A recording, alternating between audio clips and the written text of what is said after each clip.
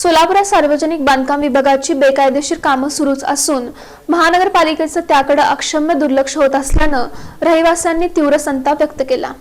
सोलापूर शहरातील दक्षिण सदर बाजार परिसरात सार्वजनिक बांधकाम विभागाकडून सरळ बेकायदेशीर कामं सुरू असून या गंभीर प्रकाराकडे महानगरपालिका डोळेझाक करत असल्याचा आरोप स्थानिक नागरिकांनी केला आहे। दक्षिण सदर बाजार येथील TP3 फायनल प्लॉट नंबर 37 लगत असलेली खुली जागा ही महाराष्ट्र शासनानं प्लॉट नंबर 37 मध्ये समाविष्ट करून रहिवासी विभागात वर्ग केलेली आहे।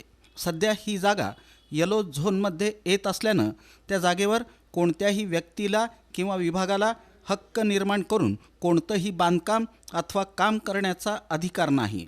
असं असतानाही सार्वजनिक बांधकाम विभागानं महानगरपालिकेची दिशाभूल करत या जागेची सविस्तर माहिती जसं की सर्वे नंबर, म्युनिसिपल नंबर, मालकी हक्क, जागेचा अधिकृत नकाशा काहीही सादर न करता चुकीच्या पद्धतीनं हमीपत्र घेऊन प्लॉट नंबर 37 वर काम सुरू केल्याचा गंभीर आरोप करण्यात येत आहे। या खुल्या जागेतून ड्रेनेज लाईन आणि पिण्याच्या पाण्याच्या पाईपलाईन गेलेल्या असून या कामामुळे भविष्यात मोठी तांत्रिक आणि आरोग्याची समस्या निर्माण होण्याची शक्यता नाकारता येत नाही। या परिसरात हेरिटेज अपार्टमेंट ही 6 मजली इमारत असून त्यामध्ये सुमारे 500 रहिवासी वास्तव्यास आहेत। अपार्टमेंटच्या बाजूलाच ही खुली जागा असल्यानं इथं ओपन जिम उभारण्यास आल्यास रहिवाशांच्या खाजगीकरणावर गदा येणार आहे। विशेषतः महिला आणि मुलींच्या प्रायव्हसीच्या अधिकाराचं उल्लंघन होणार असल्याचा नागरिकांचा आरोप आहे।